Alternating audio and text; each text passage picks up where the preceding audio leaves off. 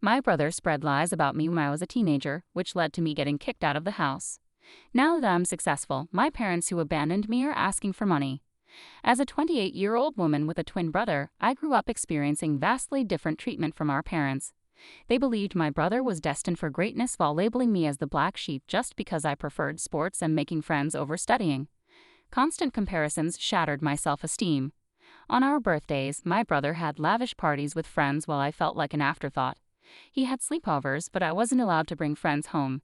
Childhood was tough, but my grandmother showed me love, bringing my favorite chocolates and sometimes giving me money to treat myself. As I got older, the favoritism toward my twin brother turned into emotional abuse from my parents. They openly mocked my grades and belittled my hobbies, making me feel like I could never meet their expectations. Despite excelling in sports, they forbade me from joining extracurricular activities, insisting I focus solely on academics like my brother. Feeling powerless, I endured. In my sophomore year, I got grounded for having Snapchat on my phone. Despite doing nothing wrong, my parents erupted in anger, throwing my belongings and removing my bedroom door, claiming I'd violated their trust. It was a harsh and unjust punishment for simply wanting to stay connected with friends like any other teenager. Growing up, my twin brother worsened my already difficult situation by taking advantage of our parents' abusive behavior. He lied about me, falsely accusing me of things to avoid consequences for his own actions. He'd blame me for his wrongdoings, and my parents, already biased against me, believed him. He'd also ridicule me in front of my friends and mock my appearance. Despite this, I had a supportive circle of friends at school because I was friendly and open. My brother, however, struggled socially and envied my ability to connect with others. His jealousy peaked on our 14th birthday when none of his friends showed up, while mine took me out for ice cream, making it a great day for me. This only fueled his resentment further. To take revenge, my brother began to spread false rumors at school about me, where he would portray me as a spoiled brat. He would falsely tell everyone that I was allegedly physically abusing him at home since our parents loved him more. Unbeknownst to me, he took things to a disturbing level to fabricate evidence. He would punch himself, purposefully inflicting injuries like a black eye or bruised shoulder. The next day, he would confidently walk into school displaying the self-inflicted injuries as proof of my supposed violence and make-up stories. Whenever our parents questioned him about the injuries, he would lie, saying that it was due to innocent activities like playing football with his friends. The lies in his alleged black eyes started to gain traction, and people began to believe his distorted version of events. It wasn't long before whispers started circulating, and even my friends began to look at me with suspicion. At first, I noticed subtle changes. Friends who once chatted with me in the hallways suddenly became distant. Invitations to group hangouts became fewer and farther between. It was like a switch had been flipped, and people were hesitant to associate with the supposedly spoiled girl accused of violence. In a bid for revenge, my brother began spreading false rumors at school, painting me as a spoiled troublemaker. He claimed I physically abused him at home, leveraging our parents' favoritism to make his lies believable. To fabricate evidence, he'd harm himself, giving himself black eyes and bruises. He'd then confidently parade these injuries at school, spinning tales of my alleged violence. When questioned by our parents, he'd lie, attributing the injuries to innocent activities like playing football. His lies gained traction, and people started believing his distorted version of events. Soon, whispers spread, and even my friends started viewing me with suspicion. Conversations in the hallways dwindled, and invitations to hangouts became scarce.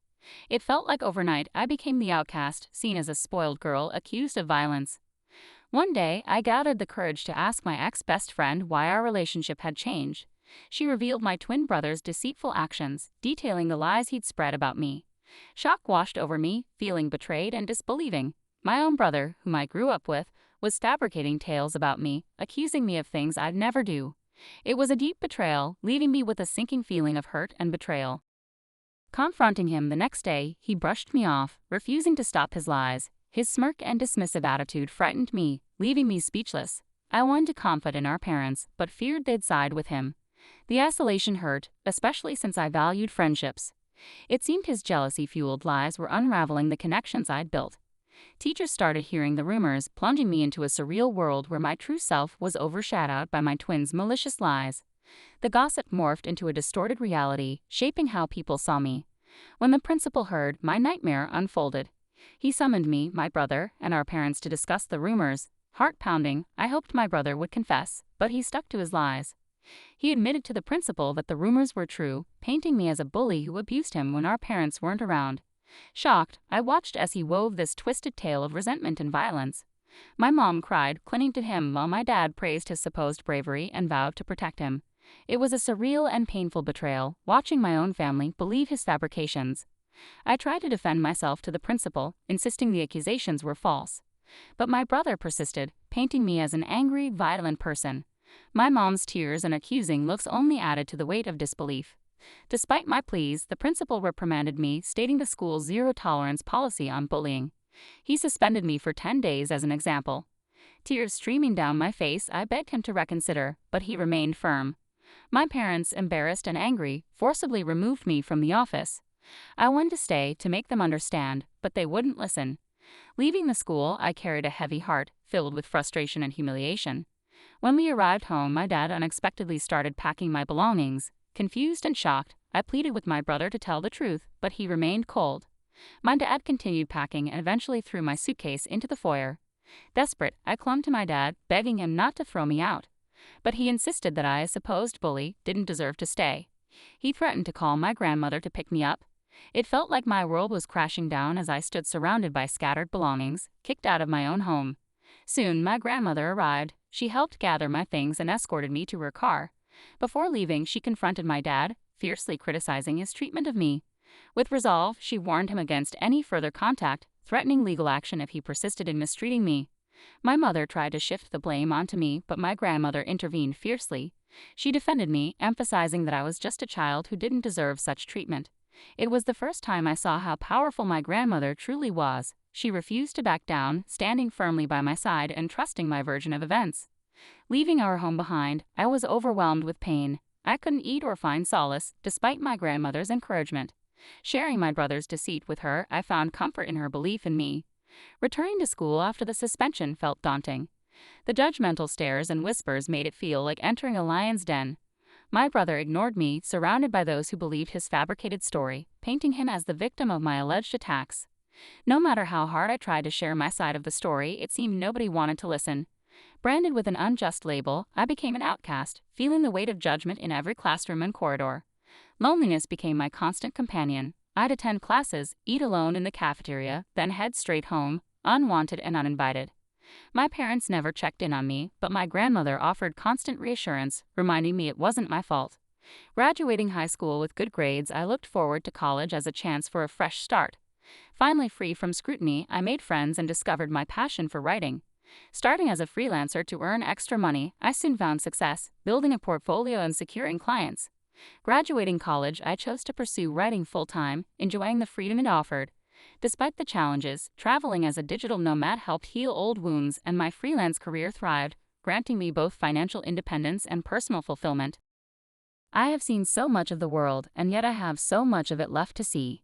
The only person who I considered my family throughout all this was my grandmother, and I absolutely adored her. She was very sad when I moved out, but she understood that I needed to be independent on my own.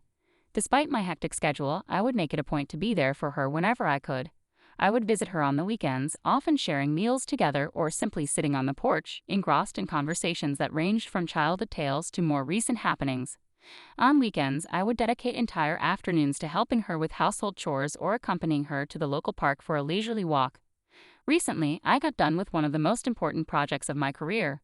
I can't mention the brand, but I was extremely lucky to write blogs and product descriptions for them. After the project was done, I requested the team I worked with to leave me positive reviews on my website, which they were more than happy to do. So I took screenshots of some of their reviews to post on my Instagram, as I knew working with this brand was a huge deal. As expected, a lot of other content writers reached out to congratulate me on my professional success, and even reposted my story to help spread the word. This is how I started getting messages from strangers who also needed help with their website. My relatives noticed this as well, and some of them reached out to congratulate me. Eventually, I was contacted by my college's principal. He had reached out to me after seeing that I was doing so well and wanted me to come to college for a seminar to talk to students about building a career as a content writer. I was quite nervous, as I don't do well when it comes to public speaking, but I decided to take a chance and agreed. When I found myself standing before eager faces, sharing my experiences and insights, I felt like my life had come full circle. I spoke in my speech about the struggles I faced and how I worked hard to sustain myself despite all the hard days. It was honestly a very fulfilling experience to empower others and contribute to the growth of the writers' community. Some of my clips started going viral on Facebook groups as people resonated with it. It felt good to be finally recognized for my hard work. Last week, I was invited to speak at a local news channel. It was a show about the benefits of content writing, and they invited me to share my journey and insights with their viewers. I was a bit nervous but also excited for the opportunity. During the show, I talked about my experiences, the importance of client reviews, and how a simple appreciation post could open doors to incredible opportunities. The opportunity to reach a broader audience and inspire more individuals in the field was both humbling and exhilarating. When it finally aired, I shared some of these clips on my Instagram as I was proud about being invited to a TV show. This is how my relatives and cousins started finding out how well I was doing in my career. You see, because my parents never talked about me to anyone, they had no idea that I was working with popular brands and getting invited to TV shows. This is how word quickly spread within my family. I guess this TV interview must have finally reached my parents' ears also because just a few days later, I was working on another project and had my phone on silent. When I was done with my work, I checked my phone, and to my surprise, there were 6 missed calls from my mom.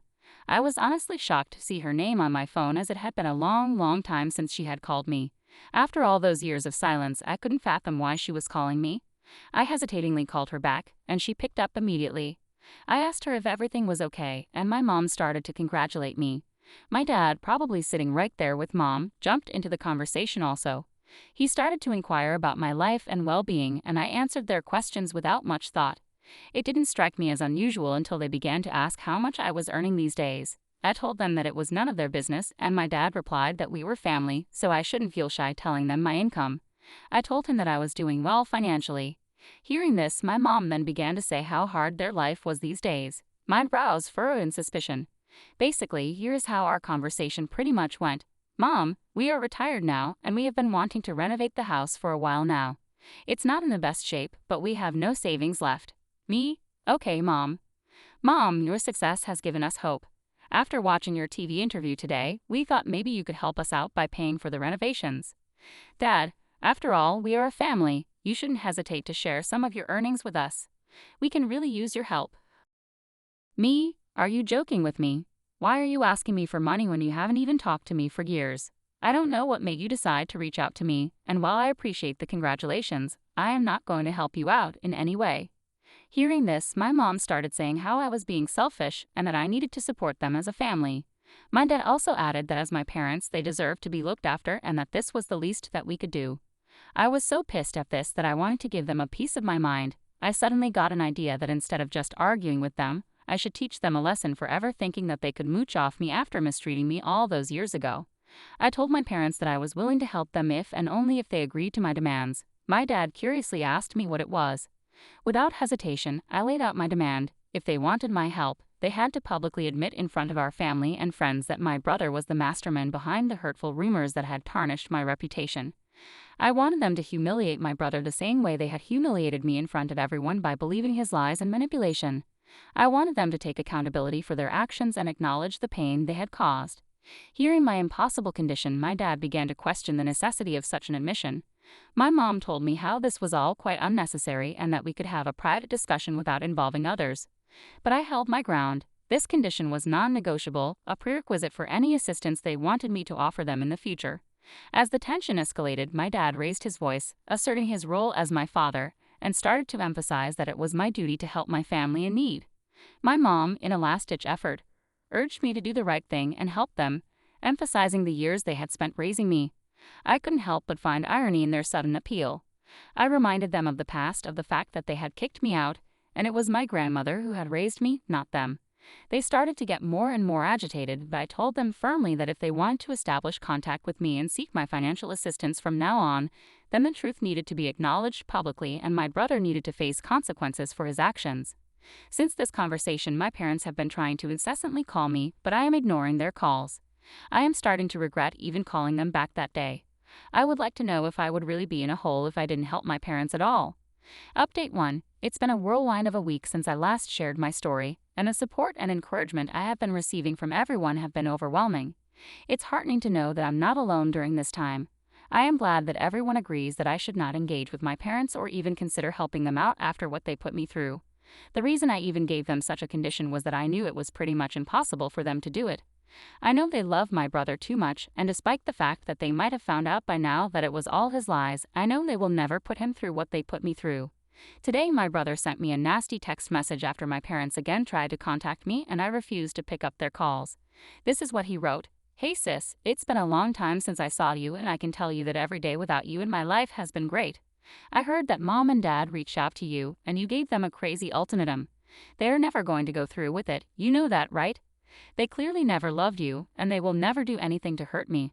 I admit that I did lie about you 15 years ago, but it's been a long time since then, so stop being so selfish and try to move on from the past. You are unmarried and childless anyway, so why do you not want to help them out by paying for their repairs and renovations around the house?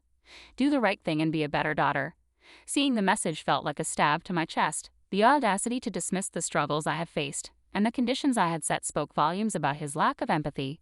The attempt to guilt-trip me by emphasizing my unmarried and childless status added another layer of insensitivity.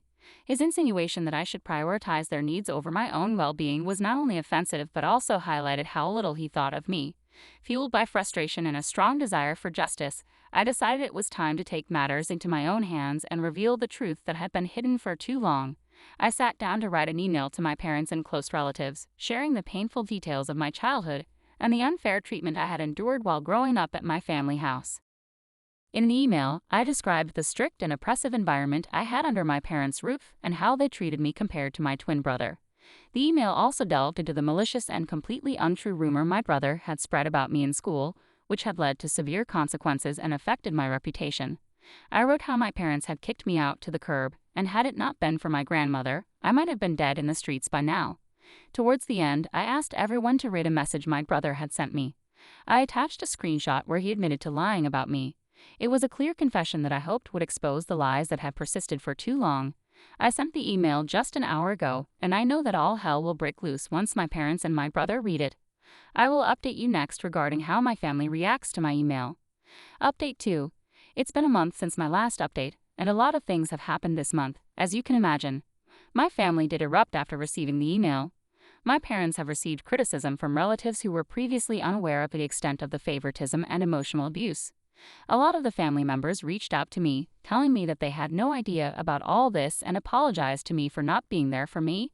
My brother and my parents sent me a barrage of text messages that were starting to get more abusive and violent, so I decided to reach out to a lawyer who sent them a notice of cease and desist.